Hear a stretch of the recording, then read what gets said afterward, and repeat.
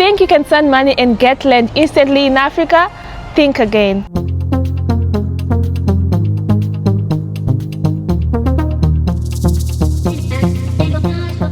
Hey guys, welcome back to Build and Thrive Africa. I'm Tinu Sparks, your favorite Africa without borders, and I am your host. And in today's video, you guys, I am spilling the real tea, the secrets about buying land in Africa, the land scams, and the things that they don't tell you before you invest. Stick around because I will share with you why land is one of the biggest investments that you can make, and also practical advice to protect your money, especially if you're in the diaspora. First things first, buying land in Africa is not as easy as what Facebook groups, WhatsApp, and your regular TikToks are telling you. This is not Amazon. You don't just pay and get your land parcel delivered right away.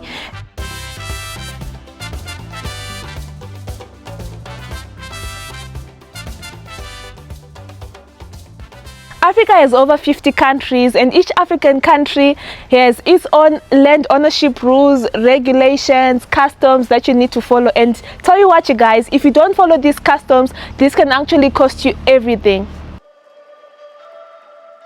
So the three types of land that we have right here in Africa is communal land, leasehold land, and freehold land. Communal land is that kind of land that is owned by the chiefs, by the sabukus.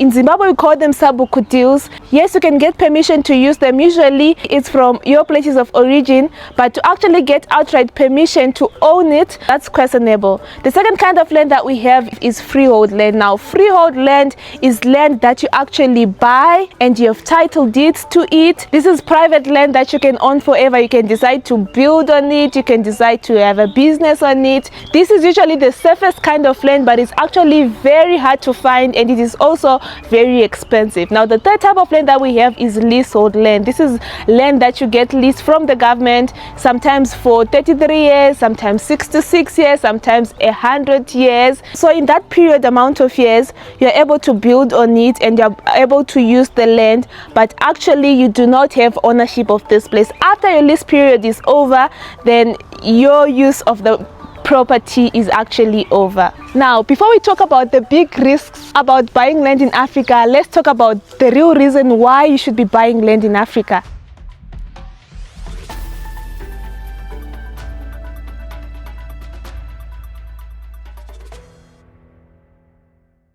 Okay, so land on its own really appreciates value. Unlike cars, unlike techs, land actually rarely loses value. In fact, in African countries, land prices doubles or even triples in 2 years or in 3 days. So if you buy your land in growing towns, at the peripheries of the city, in 5 to 10 years time, your land would have exploded in value. Additionally, it has low upfront cost. In Africa, you can buy land for as little as $2,000 US. It's something that you're not able to do in the US or other African countries. So it actually gives you a starting point to real investments and building something big right here in your life, right here in Africa.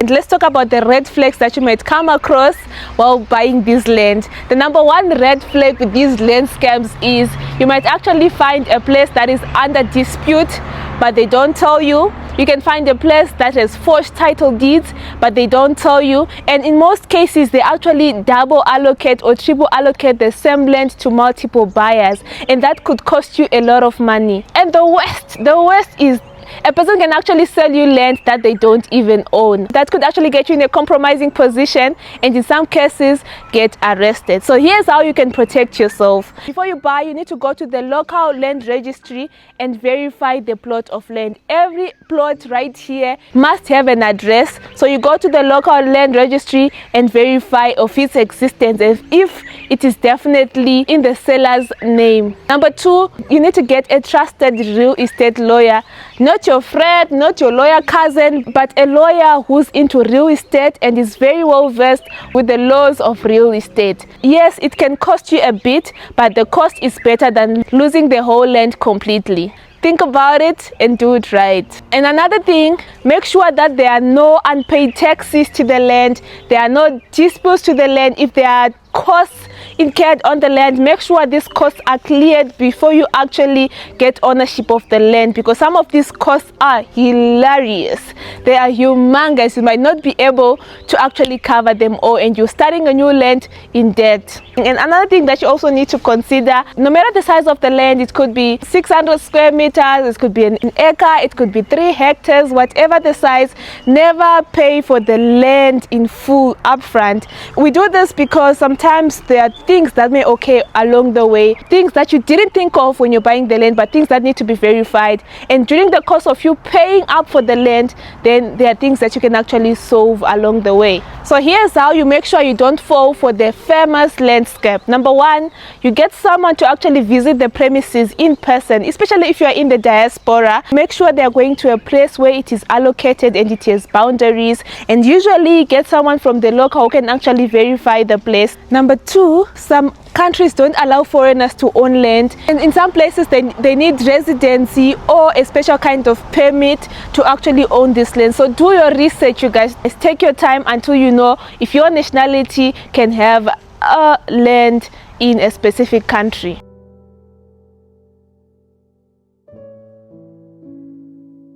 Number two, like I have said, you need to get a property lawyer and a land surveyor to actually come and survey the land and access the land. It could save you a lot of money, because some of this land you might want it for agriculture, but the land is not good enough for agriculture. You might want it for cattle rearing, but it's not even in a region where you can actually do livestock rearing and livestock farming. So imagine trying to invest in a place where the things that you want to invest in are not going to grow, are not going to thrive. That could cost you a lot of money. So due diligence with land surveyors and land lawyers is very much needed, and I cannot stress this enough.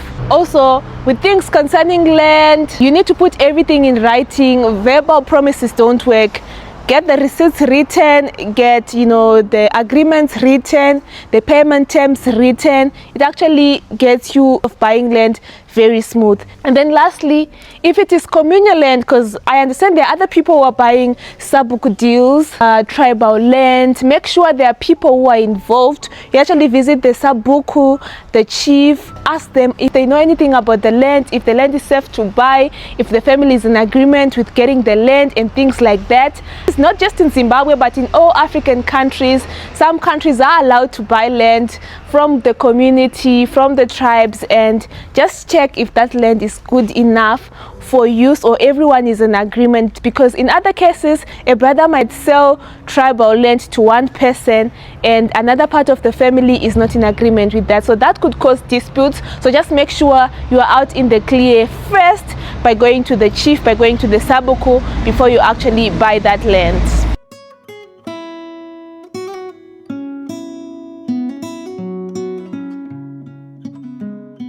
So based on transparency, based on legal frameworks, these are my top 3 countries where you can actually consider buying land right in Africa. Number 1 is Ghana.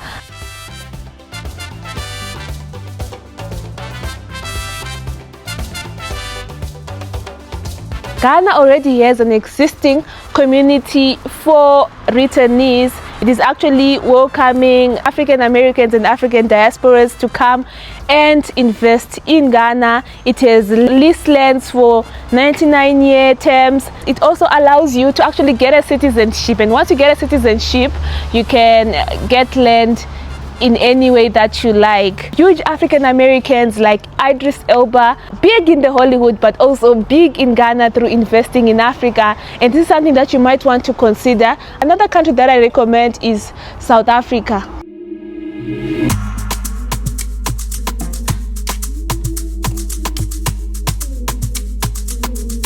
South Africa has good rules and regulations as far as freehold land is concerned. You can invest in places like Cape Town, Durban, Johannesburg, and yes, premises are available, but land can be very expensive because South Africa is big and more like the continent's capital. Now, number 3 is Zimbabwe. If you are very much interested in farming, any kind of livestock farming, Zimbabwe has good arable land. At some point, Zimbabwe has been named the country with the best climate in the whole world, which means if you want to vegetable farming, livestock farming, and the lands are vast, very much available, and you might need to consider to go on Zimbabwean government Ministry of Lands website, get the information and see where you can actually get your spot. So do not be intimidated. Buying land in Africa is one of the smartest things that you can actually do, only if you do it the right way. Don't just send money blindly and never assume that if it is cheap, it is legit or it is buyable. Do your due diligence, checking if it is affordable, if it is legal buying that land, and if it is done the correct way. So if you are in the diaspora and serious about buying land in Africa, leave a comment in the comment section. What country are you interested in investing in? And don't forget to subscribe to this YouTube channel for more insights about building, buying land, investing, making smart investments right here in Africa, and for those who want to relocate, finally making the big move. Ladies and gentlemen, I am Tino Sparks, your favorite African without borders, and I'll see you again in the next episode.